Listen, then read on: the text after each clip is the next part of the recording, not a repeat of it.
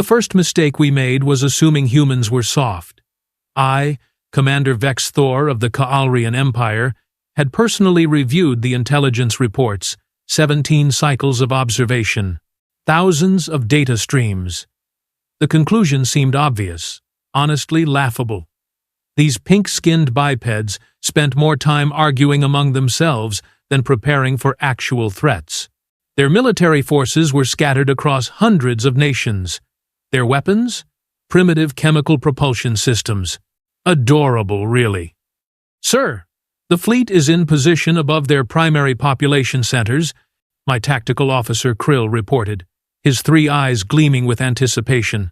Shall we begin the pacification protocols? I leaned back in my command throne, savoring the moment. This would be the easiest conquest in our species' glorious history. The humans had been broadcasting their weaknesses into space for decades. We'd watched their entertainment transmissions, seen how they romanticized peace, how they wept over individual casualties, how they valued feelings over victory. Pathetic. I ordered, unable to suppress the clicking sound of Kaalrian laughter. Target their military installations first. Let's see how brave they are when the sky falls on their heads. The bombardment began precisely at their dawn. Our plasma cannons lit up their eastern continents like a second sunrise, beautiful in its own way. The electromagnetic pulse weapons disabled their electrical grids within minutes. Their internet, their communications, their precious social media, all gone in a flash of superior technology. We gave them exactly 12 of their hours to surrender. They didn't. Curious, Krill muttered, studying the readouts. They're attempting to coordinate a defense using primitive radio frequencies. How? Quaint. I watched the tactical displays with growing amusement. Their fighter jets, laughable machines that required atmosphere to function, were scrambling toward our position. They couldn't even reach orbital altitude. Some were falling from the sky as their electronics failed. Others fired missiles that couldn't penetrate our shields. This is almost sad, I remarked to my bridge crew. Prepare the ground forces. Let's finish this before their dinner time. That's when we detected the anomaly. Commander! My sensor specialist Thresh called out, his voice carrying an odd tremor. There's something launching from their North American continent. Single craft. Small. Moving fast.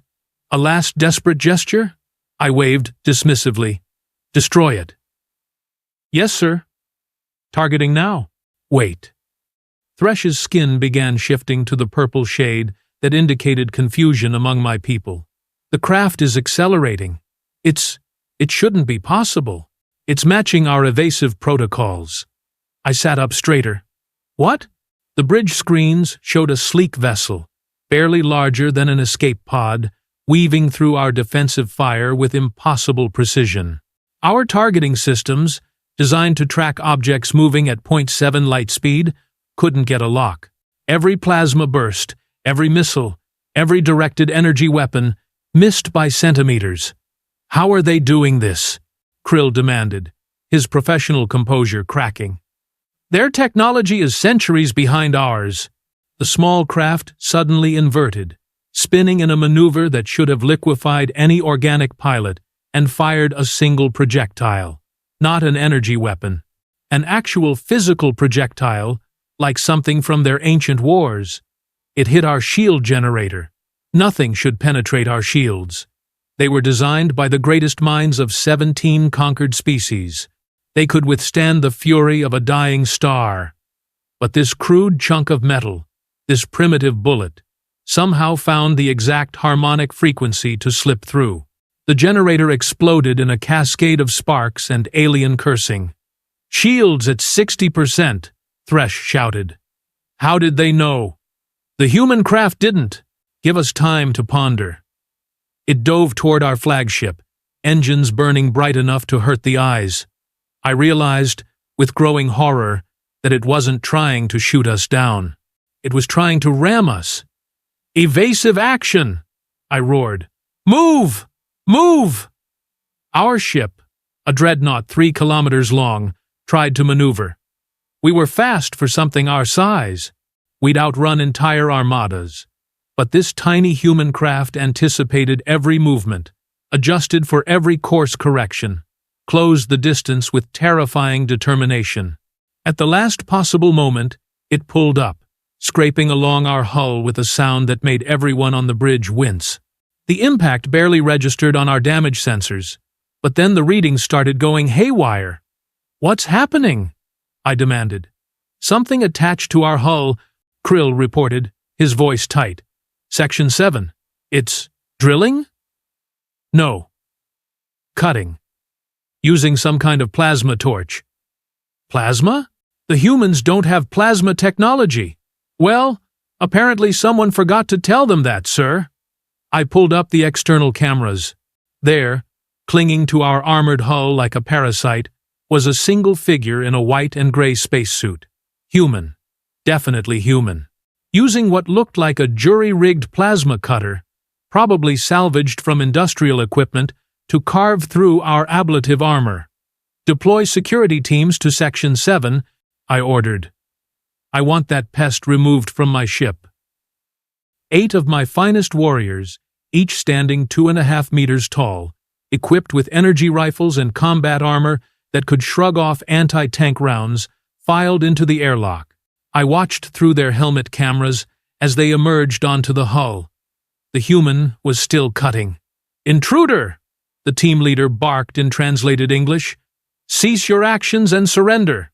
The human didn't even look up, just kept cutting, the plasma torch sending sprays of molten metal into the void. My warriors opened fire. The human moved, not like a soldier, more like liquid, like something that understood violence on an instinctual level. Every shot missed, not by much.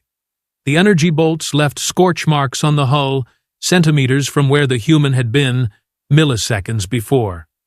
Return fire came from a handheld weapon, crude-looking but devastatingly effective. 3 of my warriors went down, their armor punctured by bullets that somehow found the weak points between plates. "Impossible," I whispered. "This can't be happening." The remaining warriors closed in for melee combat. Surely, they thought, surely they could overpower this single human in hand-to-hand. They were stronger, larger, trained since birth, in 17 forms of combat.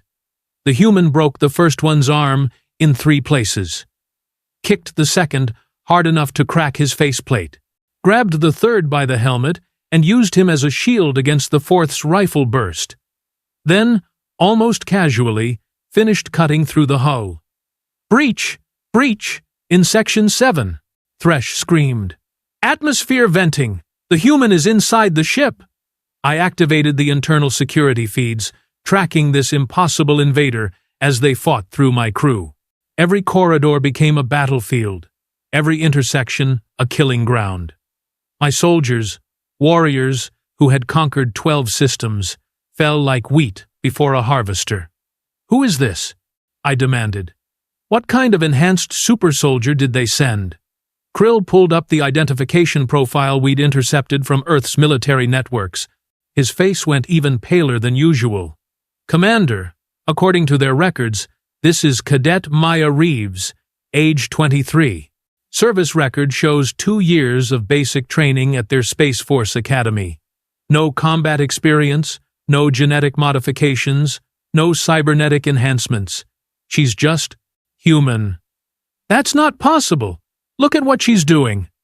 I watched as Maya Reeves, this supposedly inexperienced cadet, cleared an entire barracks of my troops. She moved with efficiency that bordered on prescient, always in the right place, always one step ahead.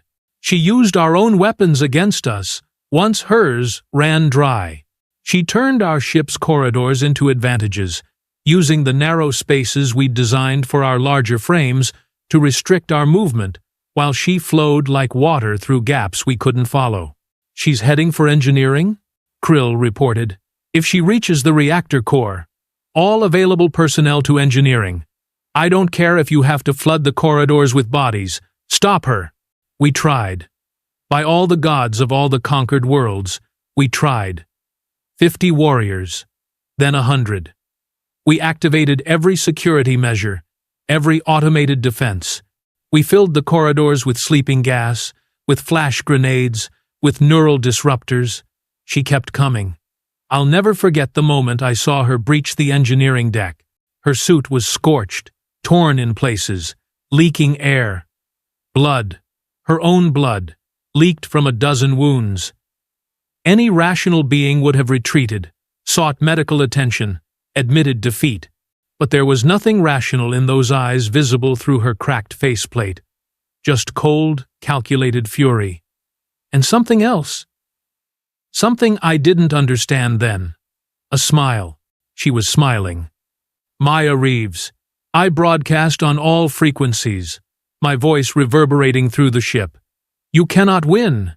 You're alone against an army.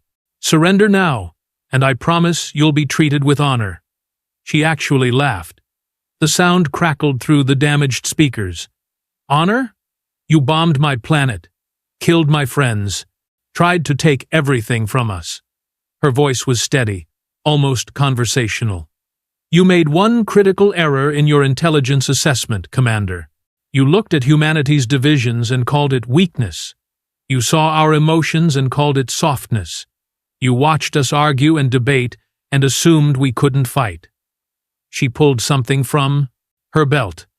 A detonator. What you failed to understand, she continued, her smile growing wider, is that humans don't fight because we're ordered to. We fight because we choose to. And when you threaten our home, when you push us to the edge, we don't surrender. My sensor officer's voice broke through, panicked. Commander, she's placed charges throughout the ship. Thermal bombs, chemical explosives, even some kind of makeshift antimatter device. How did she carry all that? We adapt, Maya said, as if answering his question. We overcome, and we absolutely refuse to quit. You'll die, I shouted. This will kill you too. Yeah, she agreed, her finger hovering over the detonator. Probably. But here's the thing about humans, Commander. We've been writing stories for thousands of years about the one person who stands against impossible odds, the one soldier who holds the line, the one hero who sacrifices everything for the greater good. You know what we call those stories? She pressed the detonator. Tuesday. The explosion tore through my flagship like tissue paper. Secondary detonations followed as her carefully placed charges triggered chain reactions throughout critical systems. I barely made it to an escape pod, along with a handful of my command crew. We launched just as the ship began its death spiral toward Earth's atmosphere. Around us, the remains of my proud armada floated in ruins, not from a massive human counteroffensive, not from some secret super weapon, from one cadet with improvised explosives and absolutely no regard for her own survival. Sir, Krill said quietly, as we drifted in the escape pod, watching our fleet burn. Orders? I stared at Earth, spinning peacefully below us, unmarred except for the scars we'd inflicted. Somewhere down there, more humans were waiting. Millions of them. Billions. All potentially as insane, as determined, as terrifyingly effective as Maya Reeves. Set course for home, I whispered. Maximum speed. We need to warn the Empire. Warn them about what, sir? I couldn't tear my eyes away from that blue and green marble. That we found something in this galaxy more dangerous than any weapon. More terrifying than any army. We found beings who don't need to be strong or advanced or unified to be unstoppable. They just need to be angry enough. And we just made 4 billion of them very, very angry.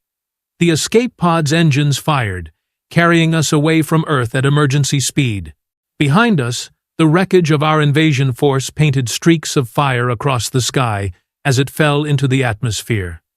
The humans would call them shooting stars, probably, make wishes on the remains of their would-be conquerors. But one piece of wreckage fell differently than the others. A small craft, scorched and broken, deploying emergency parachutes at the last possible moment. Inside, I knew, was Maya Reeves. somehow alive, somehow still fighting gravity itself to make it home. Because that's what humans do. They survive. They endure. They refuse to accept the impossible as an excuse. We'd studied them for 17 cycles and learned nothing that mattered. We'd watched their movies and missed the warning. Every film, every story, every song was telling us the same thing.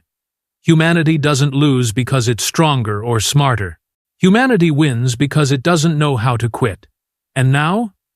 Now we'd given them a reason to reach for the stars. Not in peace, not in exploration, in rage, in vengeance, in that terrifying human combination of innovative thinking and absolute spite. As our escape pod jumped to faster-than-light speed, leaving Earth and its savage defenders behind, I composed my report to the Empire. It would be brief. It would be clear. It would save countless lives. Species designation: human. Planet Terra. Status: avoid at all costs. They are not prey. They are not warriors. They are something far worse. They are survivors. And they hold grudges. The Kaalrian. High Council didn't believe my report. One cadet? Supreme Chancellor Mortkan's voice dripped with contempt through the holographic transmission. You lost an entire invasion fleet to a single untrained human cadet? I sat in the medical bay of the retrieval ship that had picked up our escape pod, my pride as damaged as my body. 3 broken ribs. Plasma burns across my back. A concussion that made the fluorescent lights feel like daggers in my skull. But the physical pain was nothing compared to the humiliation. With respect, Chancellor, you weren't there. You didn't see what she did. What I see, Mortkan continued, his tone glacial, is a commander who fled from primitives, who abandoned his post, who returns with excuses instead of victory. Krill stepped forward, his courage surprising me. Supreme Chancellor, Commander Vex'thor's assessment is accurate. I witnessed the humans' capabilities firsthand. They possess something we failed to account for in our projections. And what would that be? Insanity, sir. Weaponized insanity. The council chamber fell silent. Then, to my horror, they began laughing. That clicking, chittering sound of Kaalrian amusement echoed through the speakers. You're telling us, another council member wheezed between clicks, that we should fear a species because they're crazy? Not crazy, I interrupted, my voice harder than I'd ever used with superiors. Unpredictable, willing to sacrifice anything, including themselves, for objectives we can't even comprehend. Chancellor, they don't fight wars like we do. They don't calculate acceptable losses or strategic withdrawals. They fight like cornered animals with the intelligence of scientists. Mortkan waved dismissively. Your concerns are noted and disregarded. The Empire cannot show weakness. We will mount a second invasion, properly planned this time, with adequate forces to deal with any individual, no matter how formidable. You're making a mistake, I said, flatly. No, Commander. You made the mistake, and you're hereby relieved of duty pending a full tribunal. Guards, escort the disgraced officers to confinement. As Kaalrian security personnel led us away, I felt something I'd never experienced in 3 decades of military service. Fear, not for myself, for my entire species. The High Council didn't understand. How could they? They hadn't looked into Maya Reeves' eyes and seen that terrifying combination of determination and joy. They hadn't watched her turn impossible odds into just another problem to solve. They hadn't realized that humans didn't see sacrifice as tragedy. They saw it as inspiration. 3 months later, I sat in my cell when Krill appeared at the door, his expression grim. You need to see this, he said, holding up a datapad. The second invasion force just reached Earth. My blood ran cold. Already? They couldn't have prepared properly in such a short time. They didn't care about preparation. They wanted to prove you wrong. He activated the pad, showing me the fleet composition. 5 times larger than my armada. Dreadnoughts, carriers, destroyer squadrons. Enough firepower to sterilize a continent. When do they attack? Krill's skin shifted to a shade I'd never seen before. Something between fear and awe. They already did. Vex'thor. It's been 12 hours. The entire fleet is gone. Gone? What do you mean gone? He showed me the recordings. I watched, my heart sinking, as the massive Kaalrian armada approached Earth. This time, the humans were ready. This time, they didn't send one cadet in a makeshift fighter. They sent thousands. Every aerospace company on Earth had apparently spent the last 3 months retrofitting civilian craft with weapons. Passenger shuttles became bombers. Mining vessels became assault ships. Even antique spacecraft from museums had been pressed into service, their hulls bristling with hastily mounted railguns and missile pods. But that wasn't the terrifying part. The terrifying part was watching human pilots ram Kaalrian warships without hesitation, watching them fly damaged craft directly into our shield generators, watching them broadcast messages like, "For Maya," and "Remember the Academy," and "You picked the wrong planet," as they turned their vessels into kinetic missiles. "They're all insane," Krill whispered. "Every single one of them." "No," I corrected, unable to look away from the carnage. "They're all human. We just never understood what that meant." The recording showed our second fleet commander making the same mistakes I had, underestimating human adaptability, dismissing their crude weapons, failing to account for their absolute refusal to accept defeat. One particular clip made my blood freeze. A damaged human freighter, engines failing, atmosphere venting, listing badly to port. Any sane pilot would have ejected. Instead, the pilot boosted what remained of their power into one final acceleration, smashing into a Kaalrian carrier's bridge. The last transmission from the human was clear, despite the static. "Tell them we're just getting started." The second invasion force lasted 8 hours, not 12. I'd heard Krill wrong in my shock. 8 hours for humanity to completely annihilate a fleet 5 times the size of the one that had nearly conquered them. "There's more," Krill said, his voice barely audible. "The humans captured 17 of our ships intact. They've been studying our technology, reverse engineering it." "They're not doing it defensively." "What do you mean?" "They're building an invasion force of their own, using our own ships against us. They call it the Retribution Fleet." I felt my legs give out, slumping against the cell wall. "How long until they reach Kaalrian space?" "Intelligence estimates 4 months, maybe 5, if they stop to conquer our colony worlds on the way." He paused. "They won't show mercy. Not after what we did to them. We have to warn the Council. I already tried. They've declared martial law. Anyone suggesting retreat or peace negotiations is executed for cowardice." Krill's hands trembled as he deactivated the pad.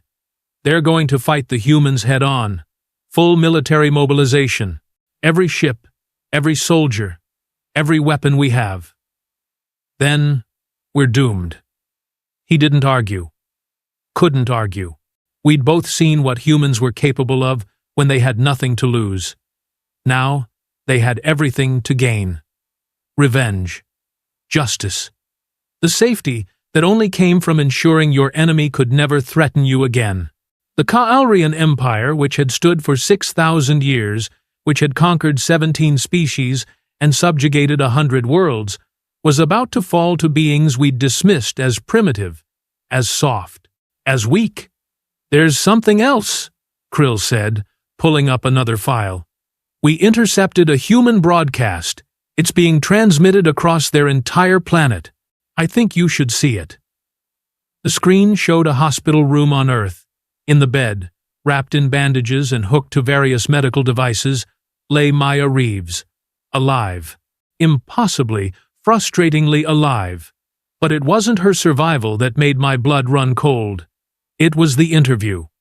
A human reporter sat beside her bed, asking questions. "Cadet Reeves, The world is calling you a hero. The woman who saved Earth. How does that feel?" Maya smiled, that same terrifying smile I'd seen through her cracked faceplate. "I'm no hero. I just did what any human would do when someone threatens their home." "But you destroyed an entire invasion fleet single-handedly." "Actually, I just damaged their flagship and got lucky with the chain reaction. The real heroes are the pilots who finished what I started. The engineers who reverse-engineered alien tech in weeks instead of years. The soldiers training right now to make sure no one ever attacks Earth again. Speaking of which, there are rumors about humanity's plans to take the fight to the aliens. Can you comment?" Maya's smile widened. "I can tell you this much. The Kaalrian Empire made a fundamental error. They thought attacking Earth would make us surrender. What they actually did was give humanity a common enemy. For the first time in our history, every nation, every political party, every demographic is united behind a single goal. And what goal is that? Making absolutely certain that no alien species ever looks at Earth and thinks easy target again." The interview continued, but I stopped listening. My mind was racing, calculating, desperately searching for a way out of the catastrophe we'd created. "Krill," I said slowly, "what if we didn't fight them? Surrender?" The Council would never agree. Not surrender. Negotiate. Offer reparations. Technology exchange. Mutual defense pacts. Anything to avoid total war. He looked at me like I'd grown a third eye. "You want to negotiate with humans? After what we did?" "I want to survive. And survival means accepting that we picked a fight with something far more dangerous than we imagined."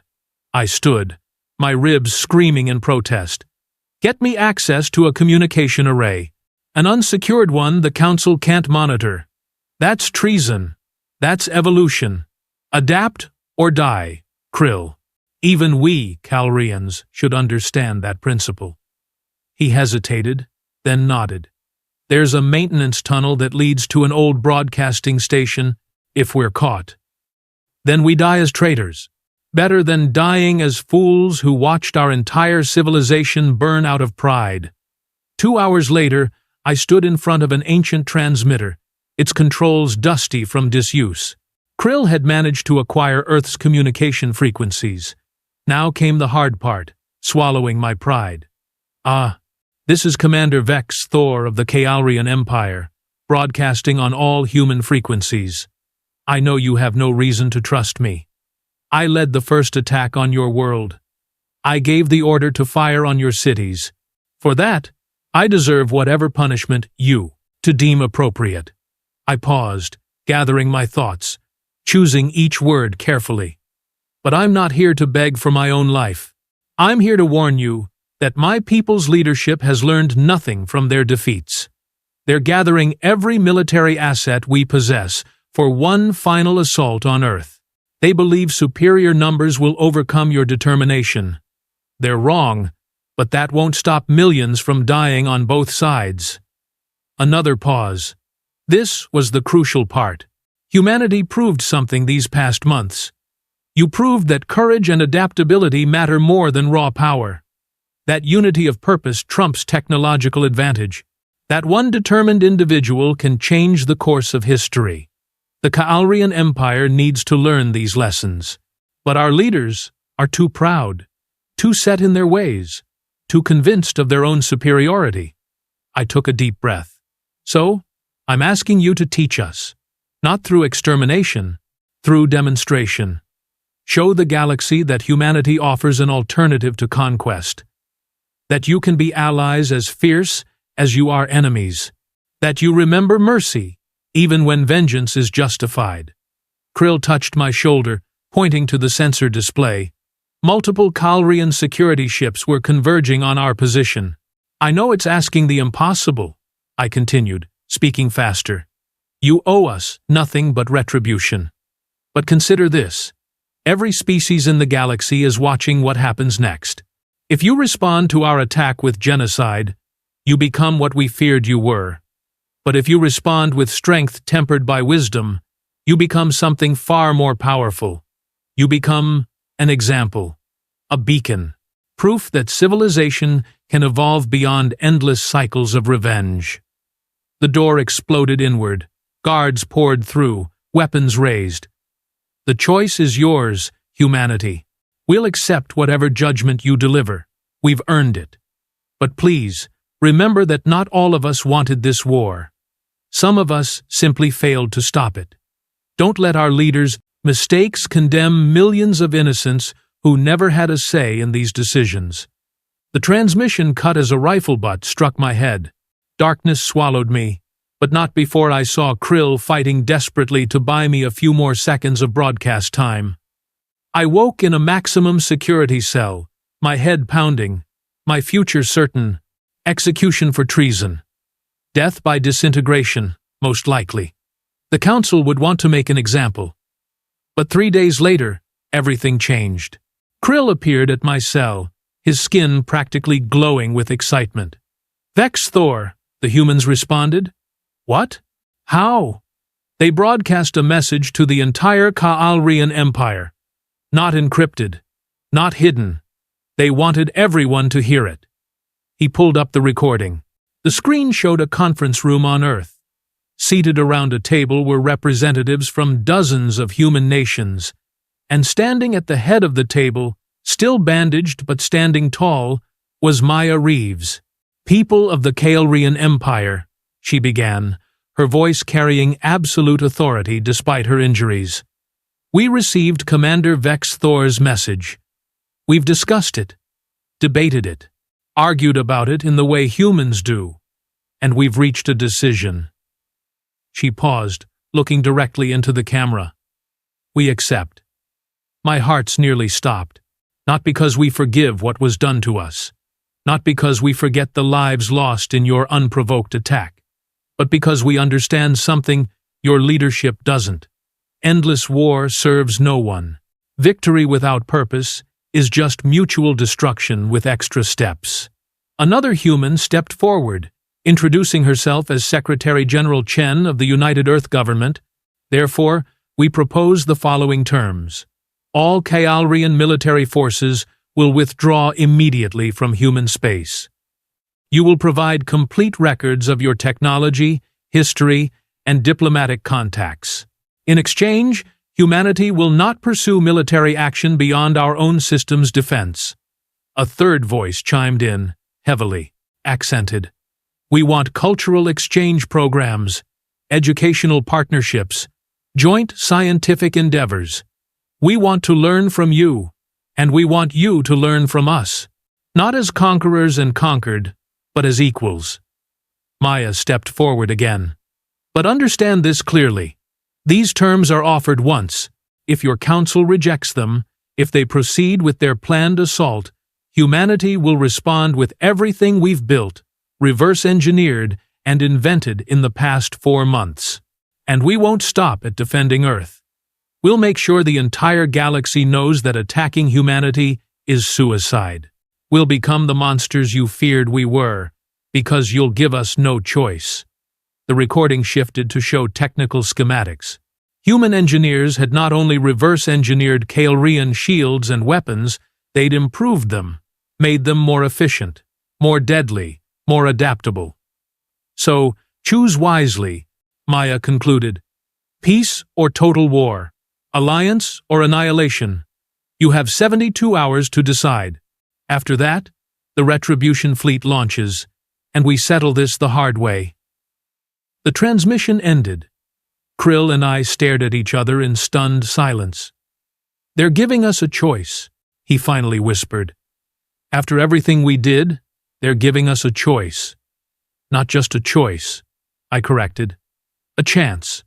To evolve. To become something better than conquerors. Will the council accept?" I thought about Mort Khan and the other leaders. Their pride, their arrogance, their absolute conviction in Kaalrian superiority. Then I thought about the alternative. Human warships, raining fire on Kaalrian worlds. The Empire reduced to rubble because its leaders couldn't admit they'd made a mistake. "They have to," I said. Even they aren't foolish enough to choose extinction over evolution. I was wrong. The Council rejected the human terms immediately, called them insulting, demeaning, beneath the dignity of the Kaalrian Empire. They accelerated their military buildup, conscripting civilians, converting merchant vessels to warships, preparing for what they called the final battle. Humanity kept their word. 72 hours after their ultimatum, the Retribution fleet launched. 300 ships. Sleek human designs merged with Kaalrian technology. Faster, tougher. Crewed by pilots who'd spent months training in captured alien simulators. Led by officers who'd studied every battle the Empire had ever fought. And at the tip of the spear, commanding the flagship Indomitable, was Fleet Admiral Maya Reeves. The war lasted 6 weeks, not because humanity struggled to break through our defenses, because they insisted on evacuating civilian populations before bombarding military targets, because they spent time broadcasting surrender terms before every engagement, because even in war, they tried to minimize casualties on both sides. It drove our military commanders insane. They couldn't understand an enemy who fought to win, but not to exterminate, who destroyed warships, but spared escape pods, who conquered territory but didn't enslave populations. The Council called it weakness, right up until human marines stormed the Imperial Palace on Kaalria Prime. I watched from my cell as the government fell, as Maya Reeves herself, wearing powered armor and carrying weapons that made our own look primitive, marched into the council chambers. I listened as she offered terms one final time, and I wept with relief when Supreme Chancellor Mortcan, finally understanding that pride was worthless to corpses, accepted surrender. The Treaty of Terra, they called it, signed in the same hospital room where Maya had given her interview. The Kaalrian Empire would disarm, but not be destroyed, would pay reparations, but not be bankrupted, would join a new coalition of species, not as conquerors or conquered, but as partners. They released me from prison to serve as a cultural liaison, a bridge between species. Krill joined me, along with thousands of other Kaalrians who'd seen the future and chose adaptation over extinction. Now, 5 years later, I stand in a joint human Kaalrian research facility. We're working on faster-than-light travel that doesn't destabilize subspace, developing medical technology that works for both our species, planning expeditions to unexplored regions of the galaxy. And sometimes, when my human colleagues share stories of their history, their myths, their legends, I finally understand what we missed in all those years of observation. Humanity's greatest weapon was never their technology or their tactics. It was their stories. The tales they told themselves about ordinary people doing extraordinary things. About underdogs, defeating giants. About hope persisting against impossible odds. They didn't just believe those stories, they lived them, made them real through sheer stubborn determination. Maya Reeves stops by occasionally. She's retired from active military service now, focusing on diplomatic corps work. We've become something like friends, though I'll never forget that I once tried to conquer her world. Still, think humans are soft? She asked me last week, grinning over coffee in the station's cafeteria. I smiled back, appreciating the irony. I think humans are terrifying, but I'm very glad you're terrifying on our side now. That's the spirit. She raised her cup in a mock toast. To former enemies and future allies. To survivors, I corrected, clinking my cup against hers. And to the species crazy enough to show us there's more to existence than conquest. She laughed. That same joyful sound I'd heard through her damaged helmet 5 years ago. The sound of someone who faced impossible odds and chose to fight anyway. The sound of humanity. As I watch her walk away, already late for another meeting, another negotiation, another chance to turn enemies into allies, I compose one final report, not to the fallen council, Not to military commanders, to anyone in the very galaxy who might one day make the same mistake we did. Species designation, human. Planet, Terra. Status, approach with respect, caution, and open hands. They are not soft. They are not weak. They are survivors who became saviors, warriors who chose wisdom, conquerors who learned compassion. They are, simply put, the most dangerous and most necessary species the galaxy has ever known, because they proved something we all needed to learn, that the measure of strength isn't how well you can destroy your enemies, it's how well you can transform them into friends. The galaxy listened, and slowly, carefully, began to change. All because one cadet refused to surrender when the sky fell. Because humanity chose hope over hatred. Because sometimes the greatest victory is showing your enemy there's a better way. That's not just a human story anymore. Thanks to them, it's becoming everyone's story. And I, for one, am grateful to be part of it.